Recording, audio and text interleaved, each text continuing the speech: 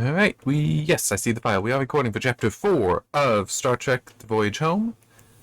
Um, this is, well, I may end up ranting some, rambling some, we'll see, because, it seems a relatively short chapter and not nearly as much I need to, highlight and talk about and note. Do have one thing, though, do have a few things, but one thing at the start, where, again, it's starting with point of view of the Traveler.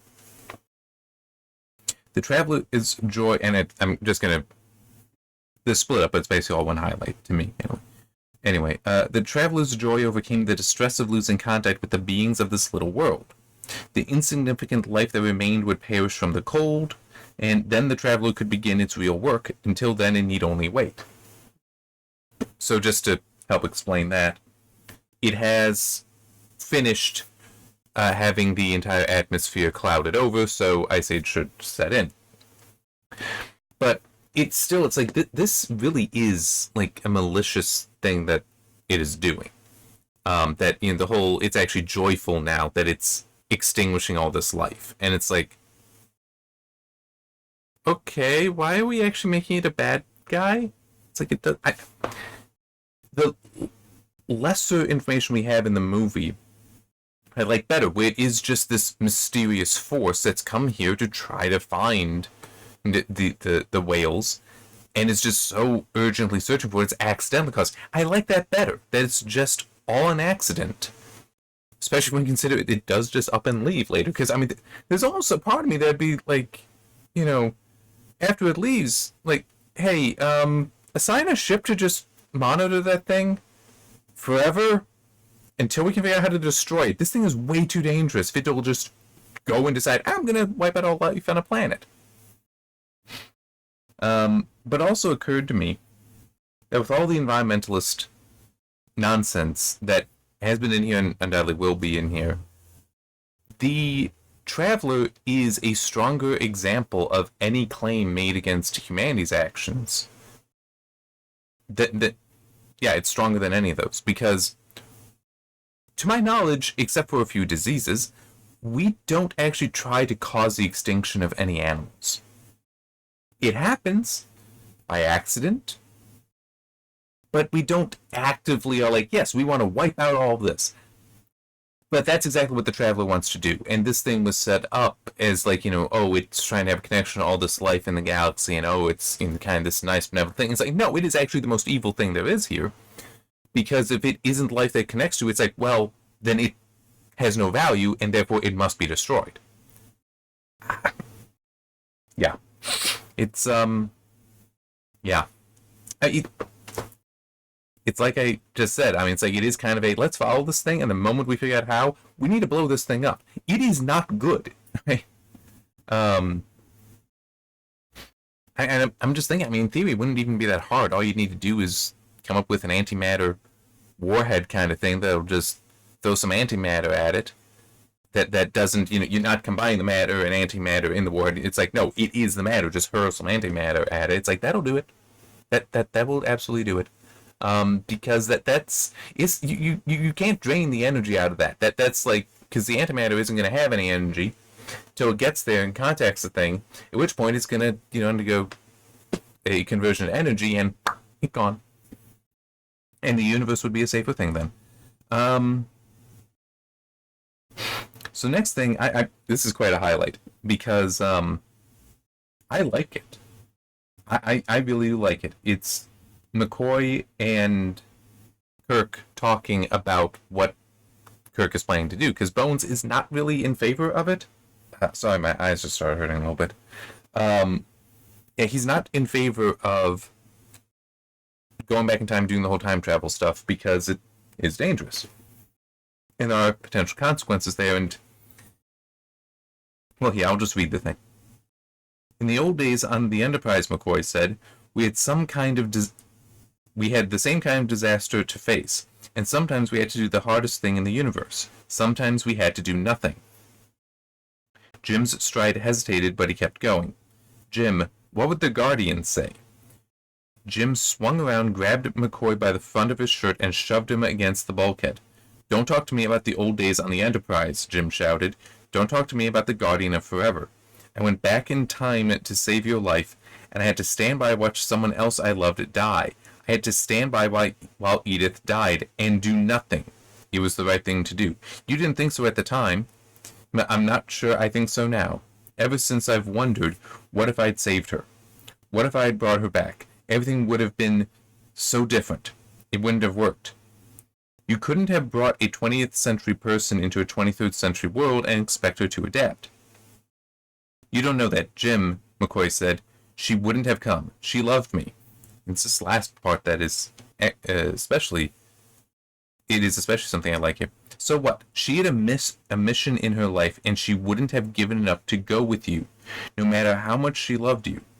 And if you'd brought her against her will, even to save her life, she would have seen it as a feeble excuse, and she would have seen it as betrayal. Yes, I like that. That is a good point for McCoy to make there. It's a very good point, because it would have been a betrayal. That her mission was so important to her that to take her away from that, and you know, the whole, it's like, it was to save your life, to her feeble excuse, because like, why should she believe that that's actually true? But yeah, it's like you've taken away the thing I care so much about. I love you, but you've still taken that away as betrayal. It's like, yes. But it is just that this is a very interesting thing here, and I do appreciate it being written here because it also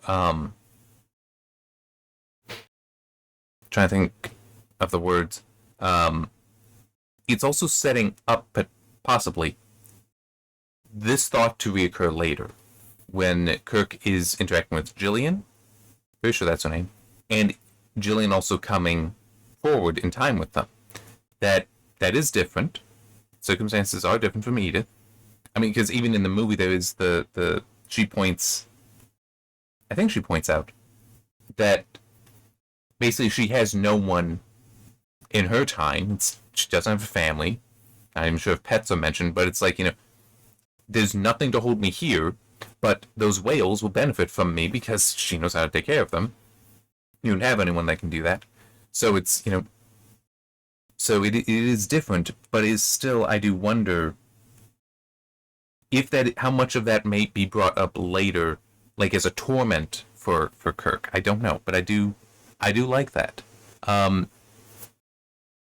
also, I don't remember who was in the introduction. I didn't feel like going back or scrolling up to see.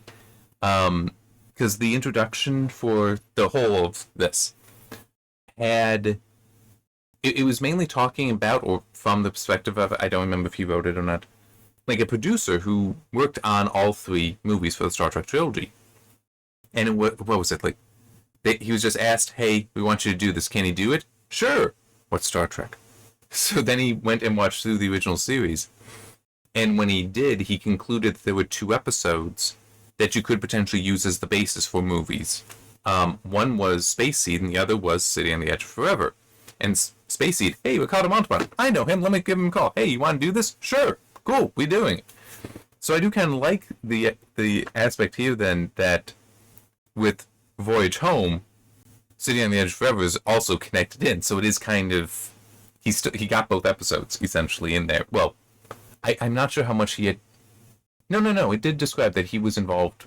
The introduction does describe that he was involved with developing the story for Voyage Home as well. So yeah.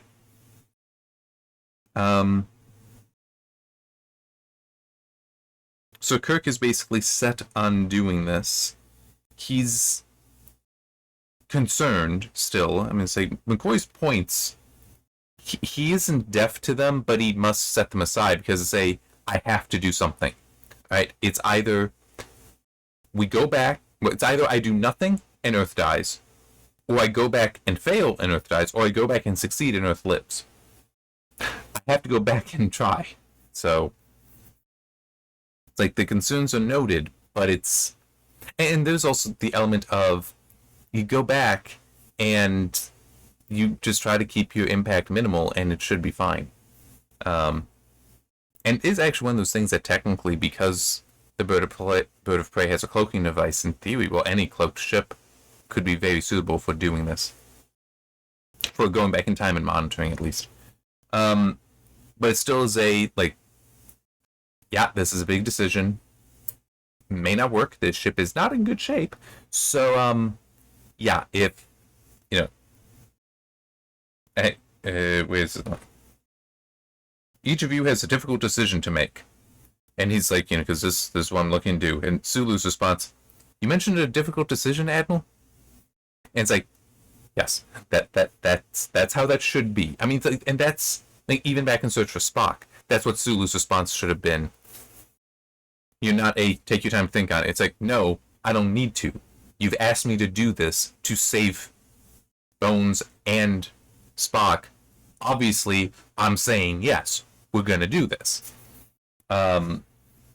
And is, like, that's his response, Chekhov. I think what you have here is consensus, Admiral, and then Uhura's, I think, Uhura acts as if Jim had never asked if anyone cared to abandon the group. Conditions on Earth appear to be getting worse, sir. I mean, it's like, yeah, we're doing this. One thing, though, that did occur to me, because they technically have access to better ships. I mean, it did occur to me. It's like, yeah, sure, the bird of prey, it's what they're in and all that, and it might be able to do it, but they can also stop by the small fleet that's assembled near the solar system, or, well, in the solar system, I think it's named Pluto. They could just be like, hey, we need one of those. Okay, why? We're gonna try to go back in time. I'm not sure. We're taking it. I'm an admiral, okay? They haven't taken that away from me yet. Come on. Technically, they could do that. They don't, but I mean, to be fair, that does also take time, and even though you're doing time travel, it still is. If you can do it a bit sooner, do it sooner. We then have a fair amount on Earth from Sarek's perspective, which is important for a reason I will get to a little later. But when Kirk's message comes in telling them that, it's what we're going to try to do, Sarek initially is like, huh? I mean, not like not exactly that, but I'm just trying to see if I can.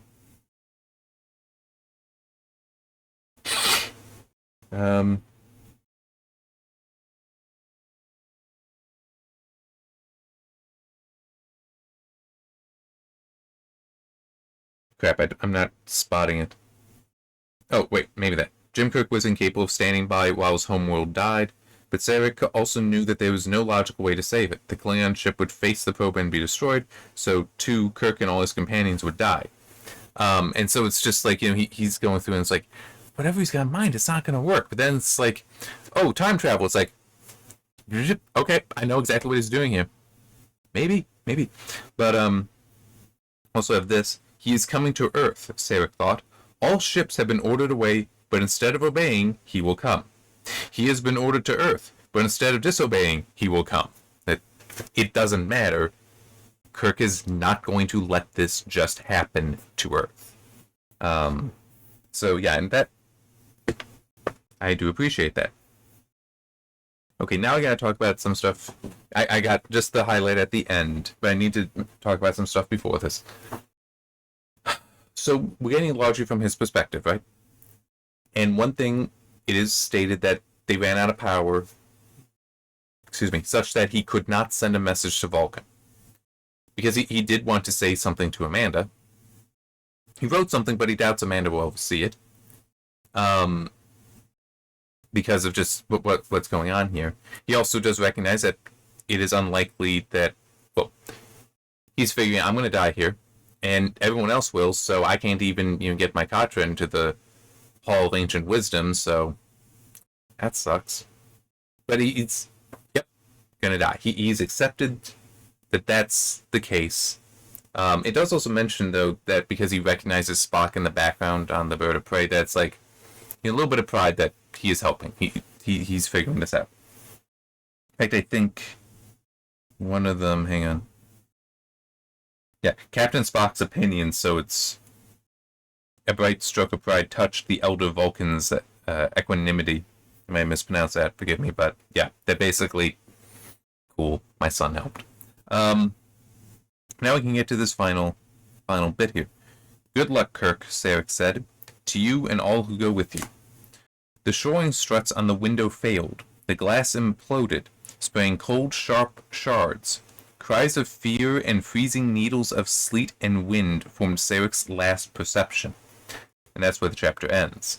Again, just seeing the start of the next chapter, we do not have it from the point of view of the traveler. Interesting. But,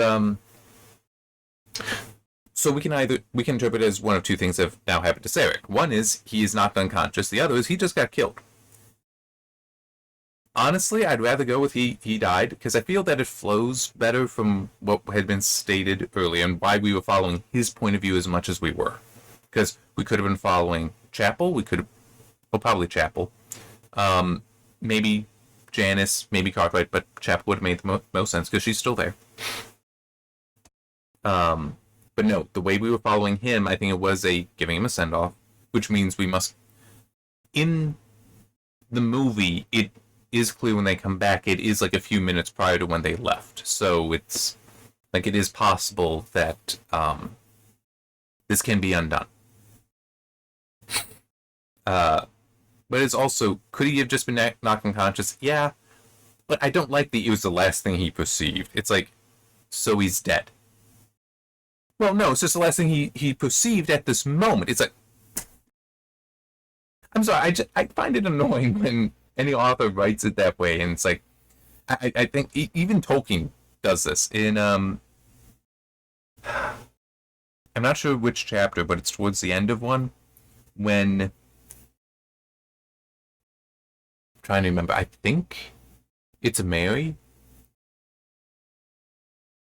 I don't remember. It's it's Mary or Pippin, because it's during the Battle of the Pelennor Fields. I don't know if it's in the chapter of Battle of Pelennor Fields, or large one, but where something like fell on top of him, and he's eventually found, but just something fell on top of him, and his eyes saw no more, or something like that. It's like, and there's a certain finality there, but then it's like, no, they pull him out, he's fine. And it's just stuff like that. It's like, oh, you're saying he's dead, because no more, I infer to be ever after, not until he's found, not until he wakes up. I mean, it's, you don't think about, you go to sleep, and it's like, that's the last thing you, it's not it's like, oh, night has come. And that formed Sarek's last perception. It's like, no, just until he wakes up the next day. I mean, it's, that is just, it is an annoyance to me in stories. So that also does mean I want to make sure, I closed the thing a little fast. I want to make sure it did go to the next page. So yeah, if I ever do that in a story then of my own, no, I'm saying the person's dead. Because it is, I understand the poetic the poetry of it. I want to say poetic license, that's not right, just the poetry of it. I get that. Doesn't mean I don't think it's inappropriate, because, at least for me, I always infer it as you're saying the person's dead. But then it's so often in Lord of the Rings, no, it's just once he's found, I mean, he needs to be healed, but he'll live. And Sarek, maybe we're going to find out. Nah, he's fine. I actually doubt it, though, because most likely we're just going to follow the events on the Bounty, on the Bird of Prey, doing the time warp, and then we're just in the past until the end of the story. Hey, that's fine. I have no issue with that structure. But it is still the well, this would also mean that they'd have to go back a little further, because in the movie, you see the window blow out, and that's actually the event that I think is shown both times, both in the beginning, before they leave, and at the end after they return, that's the thing that connects it all together. Well, that's the thing to show that no time has passed in present day, or that they have gone back a little bit. That's the event that's used. Well, that's the event that killed Sarek, so that doesn't seem to quite work. So I don't know, but then it's also in a book, in a movie, you want something visual like that. In a book, you can get away with other things, and you can also have them misaligned. Like one thing, I'm not even at 20. Well, I'm barely at 20 minutes. In both Failure and The Children of Many Gifts, because both those I put at the end of those a chapter length thing that's basically a separate timeline, where it's for Failure, it's you're following Sam, who's the main character in Failure. He's the main character in that other thing called labeled Success, which is basically this other timeline where he is a success. He's not a failure. In that, I have an event occur that also occurred in Failure, and it was to show that, you know, like, these events still, there are certain events that still happen, and to show that the timeline is different. That it is the same event occurred in both timelines, but he's now in a different spot. His situation is different, so did that, and also something like that in the Children Many Gifts. Although in that case, the event technically, in the Many Gifts of Children, that's the name of that's not really an epilogue. I'm not sure what to call it. In that could actually have been weeks or months later, but either way, it's still I do that there. So, and you can play with it some, because as I just said, you can have it weeks or months later, and you just need a single thing that you can re-describe there, and it does need to be described in the same way.